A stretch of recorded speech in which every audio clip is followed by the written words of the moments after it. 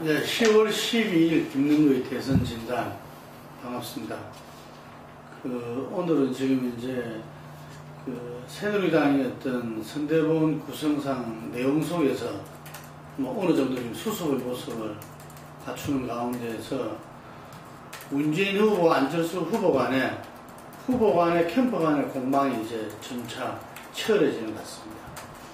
이 두 가지를 중점으로 해서 오늘 이 이야기를 짚어보겠습니다. 먼저 최신영 기자, 새누리당은 어쨌든 좀 안정을 찾은 것 같죠?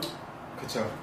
많은 논란, 당무 거부라는 김종인 또 안대희 당무 거부라는 또 논란 속에서 박근혜 후보가 국민통합위원장을 지정받고 또 선대본 구성을 또 인선을 다 어제 마치지 않았습니까? 그러면서 이제 당내 갈등이 좀 수습 국면으로 들어가는 형국이고, 이런 가운데 또 오늘은 문재인 후보한테 이제 2007년 곧 노무현 대통령 정상회담 당시 비밀 녹취록이 있다, 이걸로 박근혜 후보가 또 공격을 하기도 하고, 이제 좀 수세 국면에서 공세로 나오는 그런 뉘앙스가 아닌가, 그렇게 분석이 되고, 문재인 후보 같은 경우에는 이제 새누리당에는 이제 색깔론 공세를 또 받는 가운데, 또 안철수 측에는 또 야권 단일화를 둘러싼 또 논란 가운데 또 공방전이 있지 않았습니까? 또 그런 형국이고, 안철수 후보 같은 경우에는 이제 정책 비전을 지난주에 발표를 했는데, 그게 강론에서는 안철수의 생각과 별 차이가 없다라는 이런 논란 속에서 이제 민주당과 정당정치대 무소속 대통령 이것으로 갖고 이제 맞불을 놓는 상황이고, 그러면서 점차 이제 대선 삼국지의 체제가 좀 갇혀가는 그런 분위기인 것 같습니다. 대표님 보시기에는 박근혜 캠프 인선 구성은 좀 어떻게 보시고 계십니까? 네, 우선 박근혜 캠프 같은 경우는 기본적으로 새누리당, 전신인 한나라당, 여기에서 어떤 자기들의 정치 철학과 노선을 두고 치열한 어떤 투쟁 속에서 변화를 해온 게 아니거든요. 예를 들면 총선을 앞두고서 한나라당은 안 된다 해서 어떤 당명을 바꾸고 비대위를 구성했던 거거든요. 당시에 전면적인 세상 속에서 어떤 당의 변화를 가져와야 된다, 그런 주장도 있었고, 저는 그래야 이 한나라당이 근본적인 변화가 되고 정말 국민을 위한 정당으로서 보수의 당당한 한 축으로서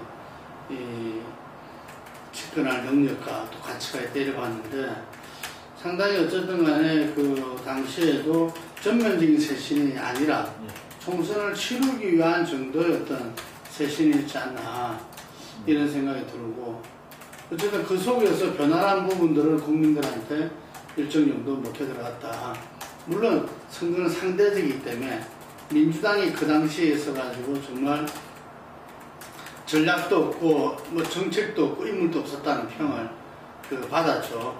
국민 모두에 의해서 사실상 이 총선에서 승리 가능성이 짚어졌던 민주당이 결국은 그 부분에서 극복하지 못하고 졌잖아요.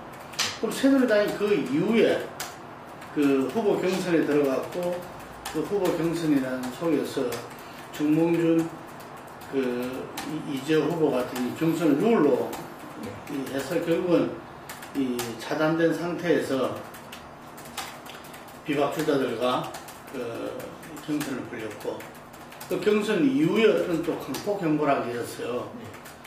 강폭 행보로서 어떤 국민 통합을 위한 행보를 걸었는데, 그 와중에 또 이제 인혁당 유신에 대한 어떤 그런 부분들이 쭉 있어 왔죠. 그러니까 그것이 어떤 사과로서, 과거사에 대한 어떤 대국민 사과로서 일정 정도 좀 이렇게 극복이 좀 오는 셈이었는데, 예를 들면은 추석 이후에 지지율 반전도 기대하고 그랬었어요. 근데 사실 반전이 안 일어났죠. 오히려 박근혜 대선은 이제 정말 무너졌다. 문재인 후보까지 이제 가상 대결에서 지는 형국이 되어버렸으니까. 그러면서 굉장히 새롭게 당 쇄신이 이제 표출되기 시작했죠. 그러면서 이 본래 있어 왔던 김종인 위원장과 이양구 원내대표 간의 경제민주화를 둘러싼 갈등, 그리고 안대의 어떤 정치쇄신위원장과 새롭게 어떤 영입하려고 했던 그 김대중 대통령 전 비서실장인 한강호 두 분이 서로 이제 마찰을 빚으면서 이게 당무 거부까지도 이렇게 있으면서 이 내용을 어떻게 풀 것이냐 이런 문제였죠. 물론 그 박근혜 후보가 그 후보로서 저는 이 현재의 국면은 잘 타개했다고 봅니다. 예를 들면 자기가 본 국민통합위원장을 받고 한강호 전 비서실장을 수석부위원장으로 앉히면서 예를 들면 안대희 후보의 그 명분도 주고 예를 들면 실질적으로 영업 효과도 이렇게 기대하고 뭐 이런 식으로 그러면서 그 김종인 그 위원장한테는 경제민주화 입법을 해서 통과시킨다. 예. 그리고 보면 이양구 원내대표는 선대본에 지금 참여를 안 했죠. 예. 그런 식으로 이제 그 정리를 해서 하나의 그 좀 위기 국면을 타개를 한 거죠. 이게. 그러면 이 갈등 구조와 이런 부분들이 근본적인 타개되는가? 그렇지는 않다는 거죠. 예를 들어서 이게 그 선대위원장 인선에서도 나와 있듯이 뭔가 우리나라 국민들의 정체성이 굉장히 높아요. 이게. 그렇기 때문에 그리고 지식 정보화 사회라는 것들이 이게 국민들이 어디 있어든지 전부 다 정보를 갖다가 체크 가능하고 하기 때문에 뭐든지 일관성이 있어야 되거든요. 이게 경제민주화를 한다. 그러면 어떤 선대본 구성, 선대위원장 인선 뭐 이런 부분들에서도 실제로 그 부분들을 한다는 것을 갖다 나타내줘야 됩니다. 예. 그런데 뭐 민주당에서 비판하듯이 4명 공대설명부인데 2명이 재벌 가문 아니냐. 그런데 웬 경제민주화가 어쨌든 재벌 개혁이라는 부분을 직국하지 않을 수 없는데 뭐 그런 부분들이 문제가 있는 거 아니냐. 그리고 본인한테 가장 강한 게 수도권, 이 젊은층, 셀러리맨층 이런 부분들인데 뭐 그런 부분들을 갖다가 이렇게 흡수하겠다는 의지도 안 보인다. 이렇게 민주당이 비판하고 있죠.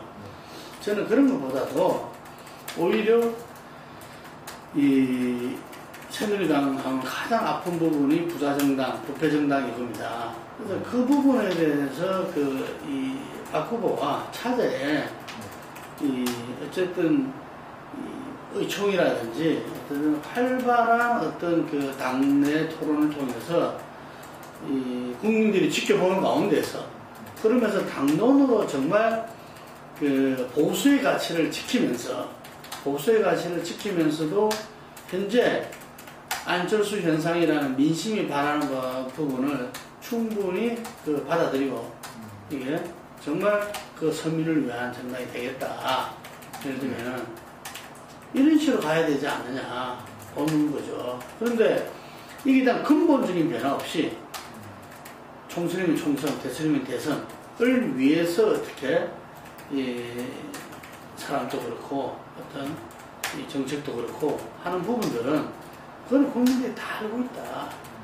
이게 좀 이게 대해서 좀 전향적인 어떤 액션이 들어가야 되지 않느냐 이렇게 봅니다. 그래서 그렇기 때문에 김종인 위원장도 뭐 예를 들면은 이 당에서는 뭐 도저히 뭐 자기가 볼 때 참 깝깝하다 어쩌고저쩌고 했지만 일부에서는 뭐 그걸 모르고 그러면 들어갔느냐 이런 이야기도 있고 그래서 뭐 한간에 김종인 위원장이 대선까지 같이 갈 수 있겠냐 이런 이야기도 있어요. 저는 끝까지 같이 간다고 봅니다. 왜? 이번 상황을 봤을 때 본인이 경제민주화를 이루고 싶다 하는 것이 의지가 더 강해요.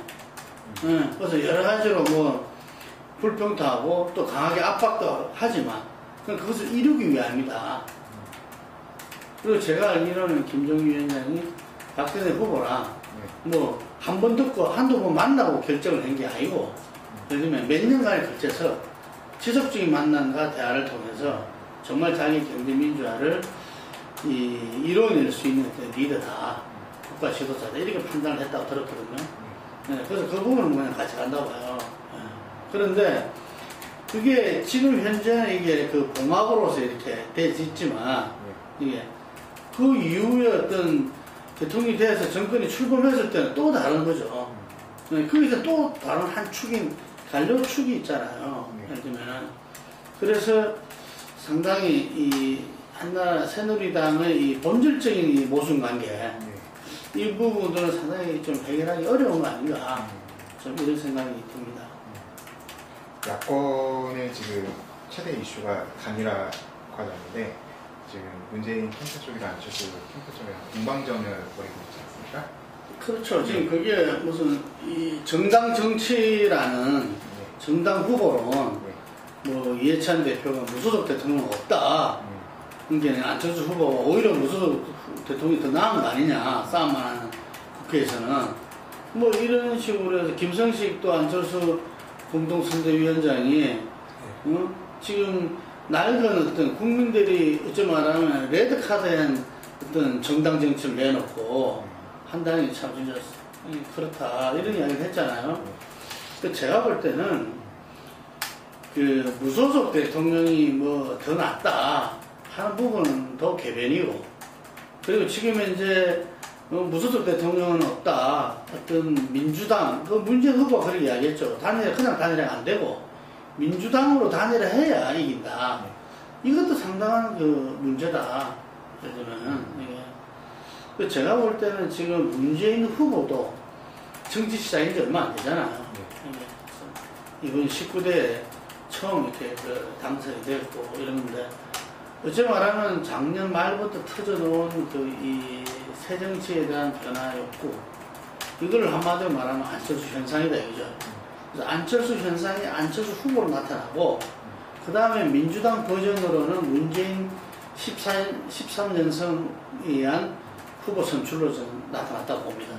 그러니까 이것에 이 안철수 현상으로 나타나는 어떤 두 개의 어떤 이 모습이죠. 이게. 그래서 이게 안철수 후보와 문재인 후보는 다 안철수 현상으로서 출발했다.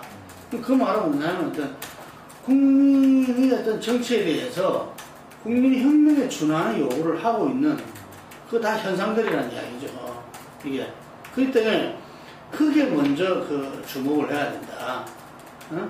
그러면 안철수 후보는 정당이 있지 않는, 정당이라는 게 플러스 마이너스 다 있겠죠. 이게 있지 않는 그 후보로서 보다 더 자유스럽게 이게 중도와 보수 사람들한테, 예를 들면은 그 국민들이 무엇을 변화하고, 예를 들면은 어떠한 새 정치를 요구했는지를 알려내고, 또 문재인 후보 같은 경우는 특히 그 개혁 세력한테 새로운 어떤 희망을 주고, 예를 들면은 그리고 서민층들한테 새로운 어떤 비전을 주면서 나가서 이 부분들이 함께 그 후보 단일화라는 게 상당히 역동성 있는 과정으로 진행이 돼야 되는데, 지금처럼 쌍방 공방전으로 가버리면 이건 마이너스가 됩니다. 마이너스. 1 플러스 1이 2가 아니 3이 되는 게 아니고 1 플러스 1이 2도 차 안 되는 거죠. 그러니까 어떤 조사에서 하면 안철수가 민주당 후보로 될 경우에는 예를 들면 뭐 1, 20% 빠진다. 그러면은 민주당 후보로 안철수가 되면은 대선에서 후보 단일화돼도 진다는 이야기잖아요. 그렇죠. 이게. 그것보다 저는 민주당 후보로서 문재인 후보가 되면 그럼 또 상황 다르냐. 비슷할 거라는 이야기죠. 이게. 그러니까 문재인 후보로 되면은 중도 보수층에서 거부감이 설 거고, 그 다음에 안철수 후보로 되면은 전통 그 개혁 세력에서 거부감이 좀 있을 거고, 이래 된다는 이야기인데, 저는 이 부분들은 그 양쪽이 후보 단일화라는 과정을 통한 어떤 정권 교체의 그 목표라고 본다면은 다 잘못하는 것이다. 이게, 지금 현재 단일화 전까지의 각자의 역할은 국민들한테 자기들의 정책 비전, 그리고 임무를 내놔야 됩니다. 임무를 누구랑 같이 할 것인지, 그 임무를 내놓고, 그 속에서 어떤, 검증, 평가를 받아야죠. 이게. 그래서 지금 이제 다자 대결에서 두 후보의 합이 딱 50%입니다. 이 두 후보의 합이 예를 들면 시속계처럼 될 게 아니고 이게 어떤 확산이 되져야 되거든요. 이게 두 후보의 합은 예를 들어서 뭐 50% 넘어서서 55% 내지 60%가 돼야 이게 단일화 효과가 있는 거거든요. 예, 그래서